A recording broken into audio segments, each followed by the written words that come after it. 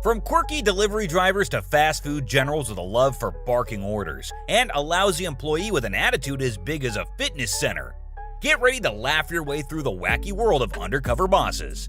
In this episode, we've got not one, not two, but 3 hilarious CEOs going incognito in their own companies. So buckle up and join us on this side-splitting journey through the crazy antics of Undercover Boss. In this humorous episode of Undercover Boss, Chief Brand Officer Sarah Bydorf disguises herself as a delivery driver at Boston Market to gain insights into her restaurants. To her surprise, she encounters a character named Ronnie, known for his non-stop comedic antics and witty remarks. Throughout the episode, Ronnie's lively personality and endless humor keep everyone entertained, adding an unexpected twist to Sarah's undercover mission. As Sarah navigates her role as a delivery driver, Ronnie's contagious laughter and amusing comments make for a truly unforgettable experience on this undercover adventure. Standard procedure is to greet the customer as they walk in, say, hello, welcome to Boston Market, blah, blah, blah, whatever. Because we have to make customers on a pedestal. Right from the start, Ronnie's big mouth and quirky demeanor were front and center. He couldn't help but rant about the blah blah blah procedures and treated the job like he was some diva on a reality TV show. But Sarah, bless her heart, tried to keep a straight face, even as Ronnie bossed people around and made snarky comments about the customers. Hey, Mitch. He started saying really negative things about customers, which sends up an immediate red flag. Children and old people are literally the worst I've ever seen in my entire life. But oh boy, things took a wild turn when Ronnie went on a tirade about the customers. He openly admitted to hating children and old folks, claiming they just couldn't talk or know what they wanted. Seriously, Ronnie? Major red flag alert. Just when Ronnie thought he was winning at the I hate customers game, Sarah decided it was time to drop the bombshell. My name is Sarah Bydorf, and I'm the Chief Brand Officer of Boston Market. Revealing her true identity as the Chief Brand Officer, she gave Ronnie a dose of reality TV he never saw coming. His eyes nearly popped out of his head as he realized his mouth had gotten him into hot water. Got me. I did get you. I got you saying a bunch of things about our customers, and you don't seem like you love to serve. So I don't know if this is the business for you. What I'm going to do is I'm going to send you home for the day. So that's it? That's all? Of course, Ronnie tried to play it cool, acting like he had no idea why he was getting the boot.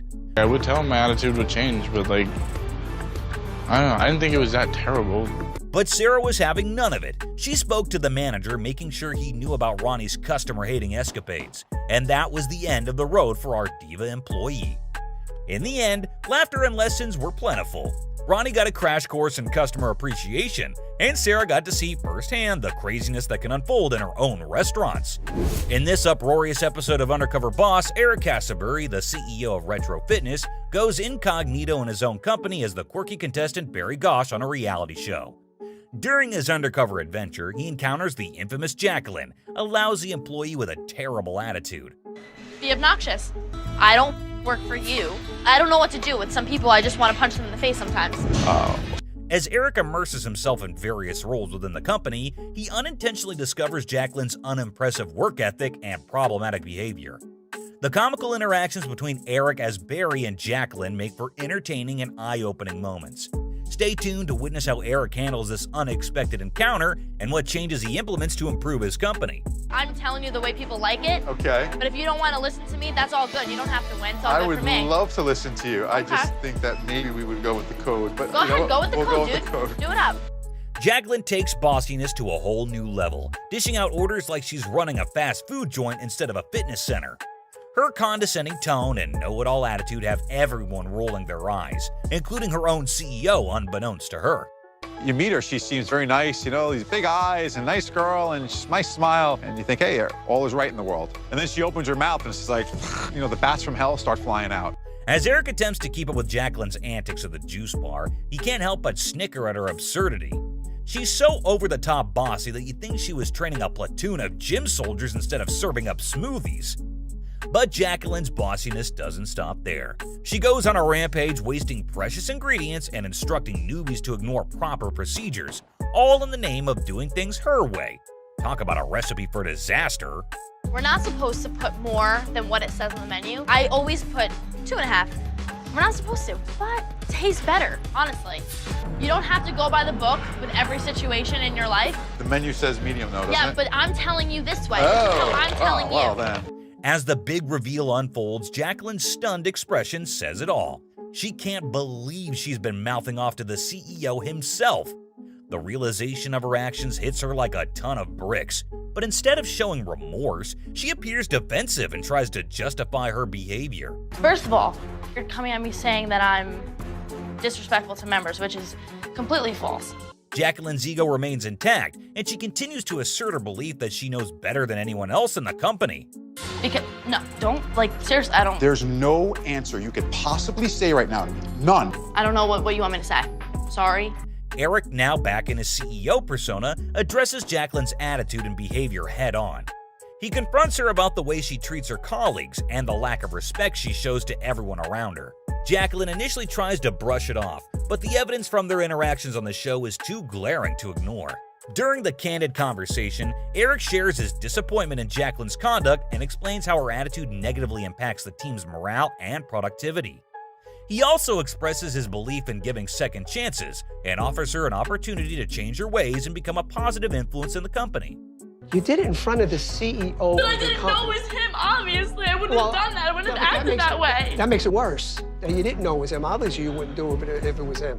Whether Jacqueline takes the opportunity to learn from this experience and make a positive change, or remains stubborn and unchanged, the comical and eye-opening encounter leaves a lasting impression on both the CEO and the viewers.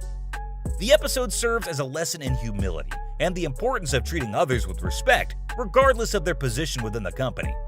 Even face-to-face with the top dog, Jacqueline remains stubborn as ever, refusing to back down from her bossy ways. But Eric has seen enough. Her antics won't fly in his gym. You have to part ways. There's nothing else I could do.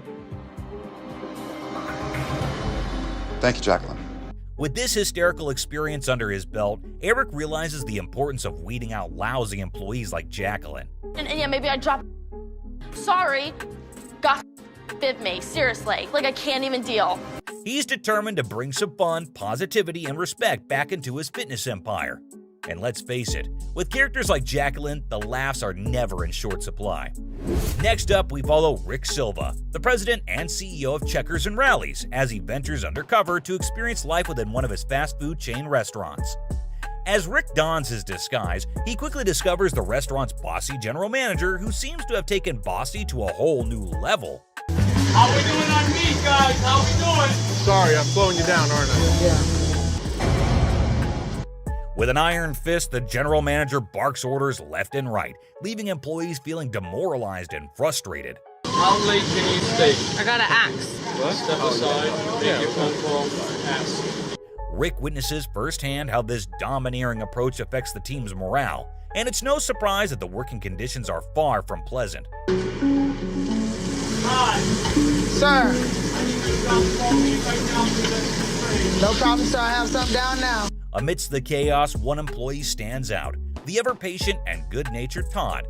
Despite the relentless bossiness, Todd manages to maintain his composure and treat everyone with respect and kindness. He becomes a beacon of light in the midst of the general manager's storm. As Rick continues to observe, he learns from Todd's co-workers that the general manager's behavior has created a toxic work environment. It's clear that a change is desperately needed. Can I talk to you for a second? Of course. What excuse is there to talk to people without being respectful to them? I don't think I was disrespectful. You have to talk up. Why would I want to work for you with the way you talk to people inside there? Unable to hold back any longer, Rick decides to confront the general manager directly. In a heart-to-heart conversation, Rick tries to address the issue and make him understand the consequences of his bossy demeanor. However, much to everyone's surprise, the general manager remains defiant and refuses to change his ways. Despite the CEO's attempts to reason with him, it becomes evident that he is not the right fit for the position. Have you been in the fast food business before? No, I haven't. I've studied the restaurant business. No, not studied. Have you any experience in the restaurant business? I'll tell you exactly. I have been in the restaurant business for over 20 years. I'm CEO for this company. In a dramatic turn of events, Rick ultimately decides to take action and terminates the general manager's employment on the spot. The restaurant erupts with a mixture of shock and relief as the bossy reign comes to an end. Right now, you're not doing the job to our standard, and so you don't belong in that restaurant. Right here, right now, we're going to shut the restaurant down. As the episode unfolds, viewers are treated to a combination of comedic moments and a valuable lesson about the importance of leadership and treating employees with respect. Todd's unwavering kindness shines through, proving that a positive attitude can overcome even the most bossy of situations. With the general manager gone, the future looks brighter for the restaurant and its hard-working team. In this wild and crazy episode of Undercover Boss, Jane Grody-Abel, the badass chairman of Donato's Pizza Works, goes undercover at her own company and meets the delivery driver, Aaron. She initially thinks he's the perfect driver. As they hit the road for some deliveries, Aaron's delivery skills seem top-notch. Jane is like, hell yeah, this dude's got it, when they deliver to a customer named Mark. Hey, what's up, Mark? How you doing? Good, how are you? I'm pretty good. Aaron smoothly interacts with the customer, addressing him by name, and even scores a fat tip. But then, after the delivery, Aaron suggests they rush back, and Jane's like, come on, let's hustle. That's when Jane was like how perfect he is for the job. But things take a drafting shift, and you won't believe it. As they chat during the ride, Aaron spills the beans on his not-so-cool habits. Turns out, when he gets some extra time on his hands, he joins customers to smoke pot. You would encounter some really weird stuff. A lot of people smoke pot and they will invite me to come in for a little bit, and if I'm not very busy and I don't need to be super focused really, then I'll kind of indulge. You do not. Jane is pissed off, feeling totally betrayed. I can't think of another time I've been this disappointed. When you see so much hope and potential in someone, it feels like betrayal. She confronts Aaron about it, and it looks like she might have to let him go. I'm very upset. I can't believe you would, in your Donato's uniform, do something that's illegal. But you know I have to let you go as a delivery driver. Really? But hold on. She sees potential in this guy, and she's willing to give him a second chance if he can pass a drug test in 30 days.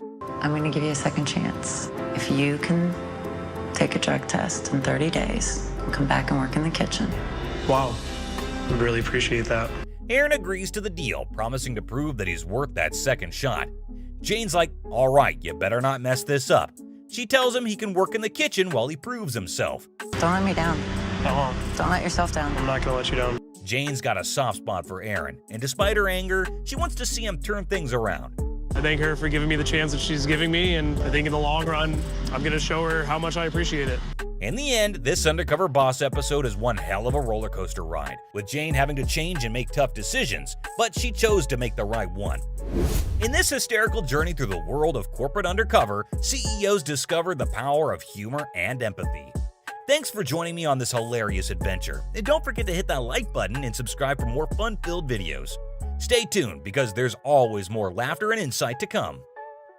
Employees who got brutally fired on Undercover Boss. I don't know if this is the business for you. Oh my God. I'm gonna send you home for the day. You might want to think about whether this is really the right job choice for you. You would, in your Donato's uniform, Yeah. to do something that's illegal. I apologize for that. But you know I have to let you go as a delivery driver. Really? What is the last thing you want to put down in your business? Well, definitely a lousy employee. And we know a good counter is to go incognito. Let's see if this tactic will help Eric Casaburi, the CEO of Retro Fitness, reel some bad fish in his pond. A little nervous about going undercover, but I've got this great disguise. I've transformed Barry Ghosh, a down-on-his-luck guy competing on a reality show to win his own gym.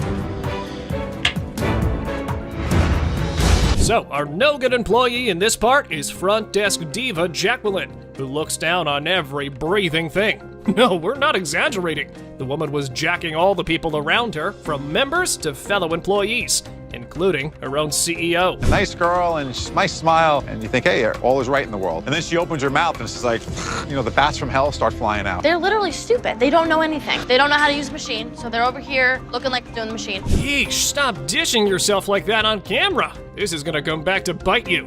She just couldn't hold her tongue for once. Even worse, Jacqueline went on with destroying the company's valuable ingredients and told the newbie to do the same. Further, she told him to ignore all the given instructions and just to follow her commands. Talk about being uptight. Jacqueline's juice bar, because it seems like she's got her own way of doing everything. Fill it to the top. Right. Don't overflow it, because then you'll make a mess. That's the your perfect shake. I noticed that there was like extra in here. Like, what do you guys I like dump make it out. samples out of that? You don't offer I it to the member Nope, at all? Just dump it out. If they want it, they can take it, but if not, oh well. There is a cost associated with every ingredient that goes into that shake. Yep, she dumped good shakes, costing her employers money, just because it saved her time. Well, anyway, the duo put on quite a show, and the members could see it all with their own eyes. Not good for the company's reputation, now is it? Do you want to show me how to make a shake, just so I know before I let you go? Sure, if you'd What would like. you Yeah. Dirty peanut. Are we doing it the way it says? No, you're gonna do it the way I told you. The way you told me. Okay, so we want 2 of these from you, right? That's not a full 1.5. Okay, how's that? One more. 1 more. That's enough ice. Okay. I would normally hit the code, but Okay, well, I'm telling you the way people like it. okay. Believe it or not, Jacqueline's face told that she was not liking the new guy, as he couldn't keep up with her bossing him around, and their dynamic was just getting messy with every passing minute. Jeez, lady, you might know what you're doing, but you definitely have no idea how this is gonna ruin you. Well, anyway, her obnoxiousness got so out of hand that she threw fits at poor Barry and the people asking for her services in the most conceited way possible. He's condescending. He's not absorbing anything that I'm saying. He listens to me because I know what I'm doing. I know my. How come this isn't punching? You're probably doing it on the wrong side. Ah, that is the reason why. Oh man, you can only imagine how things got when the disguise came off and the real identity of Eric came out. But instead of telling you, how about we show you? And FYI, she had no remorse for the way she acted. So you know where she's headed. So you could possibly say right now to me, none that is going to be acceptable. You can sit here for 15 minutes and talk about this. I won't, but okay. Don't waste both our time. Okay. It makes no sense that you would treat someone that way. None. Okay. Nader Massadeh, the shark of Buffalo Wings and Rings, has got hot sauce in his blood. Nonetheless, running a hotshot food chain takes more than just sitting around in your office. Sometimes you have to go undercover to see what is actually costing you your business. The kitchen manager went all out boot camp on the new guy and gave a couple of vague instructions to get things running. And we all know how things go from there. From Nader messing up things to Wes bullying his own CEO. Huh, this line sums up the situation pretty right. Newsflash, sir, you're the real D-bag in this situation. And just so you know, mobbing and bossing people around doesn't mean running a business. Actual working does. And the CEO of the company was on the same page with us. Nader got so frustrated with the situation that he broke his cover in front of Red and promised her to set things. This hostile attitude got him into the verbal with his own fellow employees, and he refused to accept his mistake. When you act this stubborn, things end poorly. Time to call some big shots, I suppose. Okay, so go on this. The decision that Sean would like to make. I'm not gonna change me. I am who I am. Sorry, I'm such a scary monster. Jane Grody-Abel, chairwoman of Donato's Pizza, is all ready to take orders, make pizzas, and tackle deliveries, not knowing that things are gonna be much harder for her than the other bosses on the CBS show. Hi, I'm Jane. Nice to meet you. Oh my gosh. I just said, hi, I'm Jane. Not even thinking about it. Do you want to go ahead and check the order and make sure you have everything? Okay, that'll be 8321. Kathy's clearly never delivered a pizza in her life. Okay, this boss lady has not had very good people skills and might have almost blown her cover. But Aaron had taken her under his wing and intended to teach well. The delivery guys and everyone were charmed, including his boss. He really had it going with the customers and took his services more seriously than any guy I've seen in my life. Appreciate it, Mark. All right, you have a good one. Thanks. I love that Aaron had a really great customer service balance with speed. And I still don't think he suspects a thing about who I really am. Fortunately, we had no clue that he was with the owner of his food joint, which went in the favor of the boss lady. But what this ignorance led to had us in awe, as Aaron here was not all goody two-shoes. Watch how he ruined his own job on camera. He is fast, he's non-stop, the perfect delivery driver. Delivering on campus is fun though. Like I have a really good time doing it. You would like encounter some really weird stuff. Like what? A lot of people smoke pot, like invite me to come in for a little bit, and if I'm not very busy and I don't need to be super focused really, then I'll kind of indulge. You do not. Boss or no boss, who on earth discloses information like that or even gets into such activities on the job? Man, there goes your earnings down the toilet. But the smart guy was not ashamed at all. He was very confident about his driving skills. Come on, man, that's just illegal. Have you been getting away with it this whole time? Takes the joint someone offers to him. Are you against that? I am really against it. I'm sorry. I don't want to disappoint Especially getting behind a wheel. but it doesn't really affect my abilities. But all wrong things meet their end now and again. And now it was time for Aaron to get his. Because the CEO was not all strawberries. He was putting other people at risk, and she was ready to take down anyone coming in the way of her company's survival. But he put a lot of people at risk. I honestly didn't even want to get back in the car with him. Should you drive back to the store? No. Are you under the influence right now? No. Jeez, what do you think? I was just smoking in the store and then I just went out on the road? Pretty angry with me. Kind of lectured me like a mom. Kathy needs to hit the bong and just chill out for a bit. Oh boy, this identity reveal is brutal. I actually had a heart for Aaron and his happy-go-lucky attitude. But who knows? Maybe the guy's not as easygoing and rather high all the time. Let's get to the conclusive part of the show. You would, in your Donato's uniform, Yeah. to do something that's illegal. I apologize for that. But you know I have to let you go. As a delivery driver. Really? What is the last thing you should do if you want to keep your job? We rant about our bosses, but not everyone is that smart, right? Some might babble their inside out on reality TV, thinking they can get away with it. Well, the same thing happened with one of Boston Market's employees when Chief Brand Officer Sarah Bidorf went undercover to see what was really going on at her restaurants. They get down to the issues working alongside of. And if you see anything that needs to be fixed right away, make sure we get it done. The CEO is putting a lot of faith in me for this assignment, and I have to get it right. Well, the star of this episode is Ronnie, a youthful and spiteful employee who worked at the company's outpost in Duluth. The guy started by making quite an expression with his big mouth right from the start. Welcome to Boston Market.